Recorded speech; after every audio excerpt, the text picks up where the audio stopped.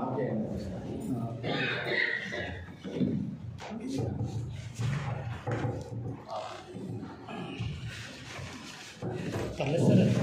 Sir.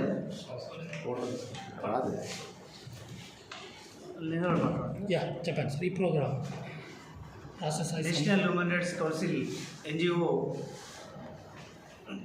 జాతీయ organization ద్వారా ఈరోజు వరంగల్ పట్టణంలోని ఈ పట్టణం హెడ్ క్వార్టర్లో మా national human rights council NGO రాష్ట్ర స్థాయి ఆత్మీయ సమావేశం ఏర్పాటు చేయడం జరిగింది. దానికి రాష్ట్ర నలుమూలల నుండి మా ఆర్గనైజేషన్కి సంబంధించినటువంటి జిల్లా అధ్యక్షులు, మండల అధ్యక్షులు,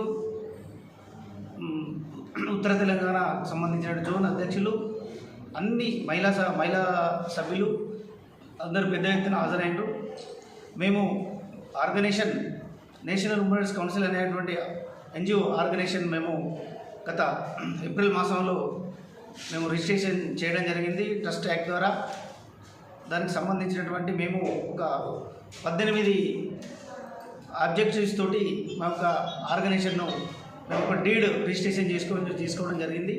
ఆ డీడ్ కూడా మేము ఎక్స్పర్ట్స్, సిఏలు, లీగల్ ఒపీనియన్ ద్వారా తీసుకొని సమాజానికి ఉపయోగపడేటువంటి కార్యక్రమాలు తీసుకోవాలని చెప్పి మేము ఇక ఈ యొక్క ఆర్గనైజేషన్ను ఒక మంచి ఆలోచన, సేవా దృక్పథంతో చేయడం జరిగింది. దాంట్లో 18 ఆబ్జెక్టివ్స్లో కొన్ని నేను చెప్తా.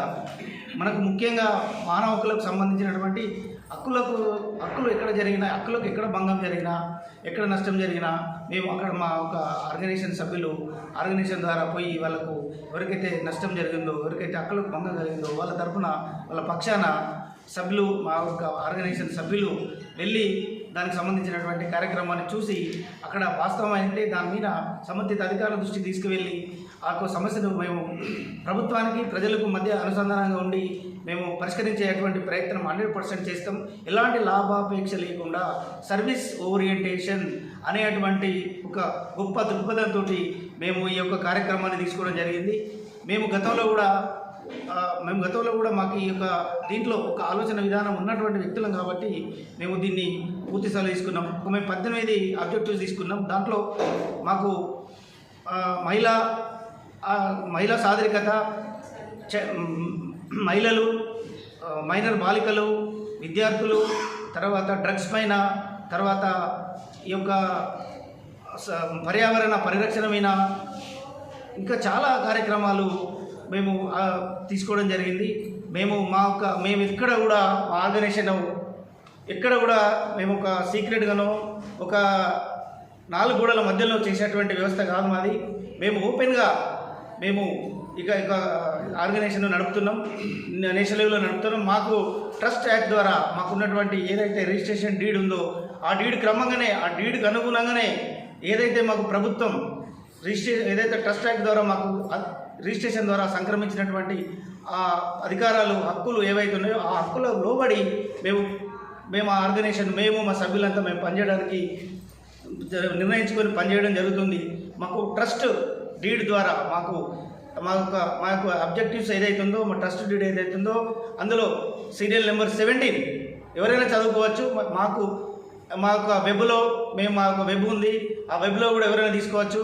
ఆ 17 ప్రకారం మాకు ఆల్ ఇండియాలో మాకు ఉన్నటువంటి రిజిస్ట్రేషన్ యాక్ట్ ప్రకారం, ట్రస్ట్ యాక్ట్ ప్రకారం మాకు ఏదైతే అధికారాలు సంక్రమించిందో, అధికారాలు ఏదైతే ఉందో అధికారం మాకు ఏదైతే ట్రస్ట్ డీడ్ ద్వారా వచ్చిందో మేము ఇండియా లెవెల్లో మా ఒక ట్రస్ట్ మేము పనిచేయడానికి ఉంది. ట్రస్ట్ మీన్స్ చారిటీ అంటే సేవ అంటే మనం ఇక్కడ కూర్చుండి మనం వేరే దేశంలో కూడా మనం ఆర్థిక సాయం చేయొచ్చు.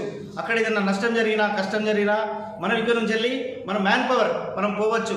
వస్తు రూపేణ, ధన రూపేణ, మాట రూపేణ ఏదైనా కూడా చేయొచ్చు. ఎందుకంటే ట్రస్ట్ కాబట్టి, మా చారిటీ కాబట్టి మేము ఎక్కడైనా ఏదైనా కూడా మాకు ఇక్కడ ఉండి ఇప్పుడు మాకు దేశవ్యాప్తంగా మాకు సంబంధించినటువంటి సభ్యులు ఉంటారు. ఎక్కడ జరిగినా కూడా ఎందుకంటే ఒక నష్టం జరిగినప్పుడు, కష్టం జరిగినప్పుడు మేము ఈ పరిధి ఆ పరిధి అనేది ఉండేది ట్రస్ట్ యాక్ట్ అనేది ఇండియా లెవెల్లో మేము ఎక్కడైనా కార్యక్రమాలు చేసుకోవచ్చు. ఆ పద్ధతి ప్రకారమే మా కార్యక్రమాలు జరుగుతున్నాయి. ఎక్కడ కూడా మా ఆర్గనైజేషన్కి సంబంధించినటువంటి ఏదైనా మా ఆర్గనైజేషన్ తెలుసుకోవాలనుకున్నా, మా లీగల్ డాక్యుమెంట్స్ తెలుసుకోవాలనుకున్నా, లీగల్గా ఏదైనా కూడా మీకు ఏదైనా కావాలనుకున్నా మాకు వెబ్ ఉంది, ఓపెన్గా ఉంది, ప్రపంచవ్యాప్తంగా మా వెబ్ కనిపిస్తుంది. దాంట్లో మొత్తం డాక్యుమెంట్స్ చూసుకోవచ్చు.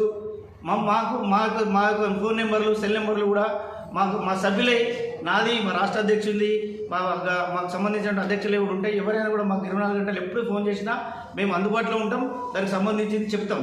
ముఖ్యంగా ఇప్పుడు మేము చేసేది ఏంటంటే, ఇప్పుడు ప్రస్తుతం మేము కార్యక్రమాలు మొన్న డిసెంబర్ 10 అంతర్జాతీయ మానవ హక్కుల దినోత్సవం సందర్భంగా జగిత్యాల పట్టణ వేదికగా సుమారు 500 మందితోటి మేము ఒక మంచి అవేర్నెస్ ప్రోగ్రాం చేయడం జరిగింది. మేము అది ఒక పూర్తి స్థాయిలో మాడభూసి శ్రీధర్ సారు, భారతదేశంలోనే ఒక లీగల్ ఎక్స్పర్ట్. మాడభూసి శ్రీధర్ సార్ అనే వ్యక్తి, తెలివైనటువంటి వ్యక్తి మన భారతదేశంలో ఎవరు ఉండరు. కొన్ని వేల లీగల్ బుక్లు చట్టపరమైన వారు రాయడం జరిగింది. వారు మా ఆర్గనైజేషన్కి సంబంధించినటువంటి దాంట్లో మా ఆర్గనైజేషన్ గురించి తెలుసుకొని మాకు రావడం జరిగింది. వారు మాకు అంత పెద్ద వ్యక్తి బ్లెస్సింగ్స్ కూడా ఇవ్వడం జరిగింది.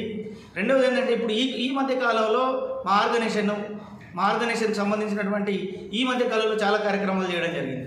దాంట్లో ఇంతకుముందు మేడం శ్రీదేవి గారు చెప్పినట్టు, ఇప్పుడు ఇక్కడ ఉన్న భూశంకర్ జిల్లా సిద్దిపేట అధ్యక్షుడు, అక్కడ అక్కనపేట అనే విలేజ్లో ఒక ఇన్సిడెంట్ జరిగింది.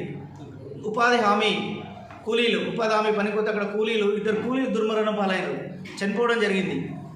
చనిపోతే ఇంకొక 4గురికి ఇంజూర్డ్ అయింది. చాలా మేజర్ ఇంజూర్డ్స్ అయినాయి. మేజర్ ఇంజూర్లు అయితే అక్కడ కనీసము అక్కడికి ఎవరు పోలేదు, చూడలేదు. వాళ్ళకి సంబంధించిన సమస్య కూడా ఒక 2 రోజులు మామూలుగా ఏదో తెలిసింది. కానీ అప్పుడు మా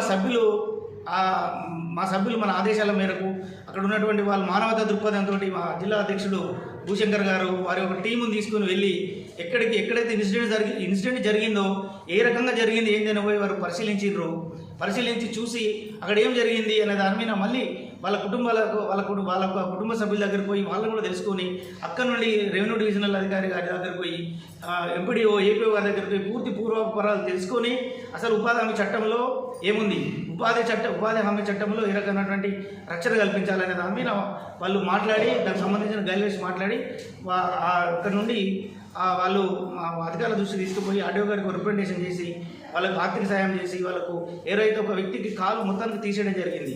తీసేసినటువంటి కాలు ఎవరైతే ఉన్నారో వాళ్ళకి ఇమీడియట్గా ఒక ఆర్థిక సాయం చేసి, వాళ్ళకి ఇమీడియట్గా ఒకటి ఫిజికల్ హ్యాండిక్యాప్డ్ పెన్షన్ కూడా మంజూరు చేయాలని చెప్పి వాళ్ళు కోరడం జరిగింది. సార్ ఈ ప్రోగ్రాం గురించి చెప్పాలి. ఇవన్నీ మీరు చేసే మీ ప్రోగ్రాంలో మాట్లాడుకుని, కానీ ప్రజెంట్ వచ్చి ఏమేమి సమస్యల మీద తెలియజేస్తున్నారు, ఏం ప్రోగ్రామ్ చేస్తారు ఒక 2 నిమిషంలో. ఎందుకంటే ఇవన్నీ టెలికాస్ట్ కాదు.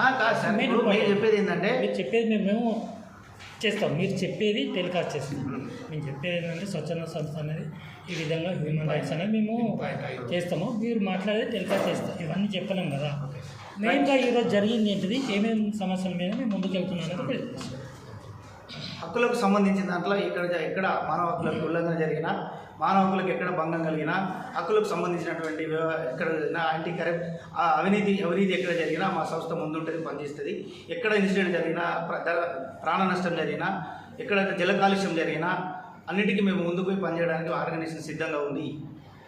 మేము దాని కొరకు పనిచేయడానికి సిద్ధంగా ఉన్నాం. పర్యావరణ పరిరక్షణ మా యొక్క దాంట్లో ఈ మహిళా ఉమెన్ అండ్ చైల్డ్ వెల్ఫేర్కి సంబంధించిన దాంట్లో డ్రగ్స్ దానిపైన మేము అన్నిట్లలో మేము ముందుకు పోయి మేము ఈ కార్యక్రమాలు చేయడానికి మా యొక్క సంస్థ ఆర్గనైజేషన్ ముందుంది. నడిపించడానికి మేము సిద్ధంగా ఉన్నాం. మాకేంటంటే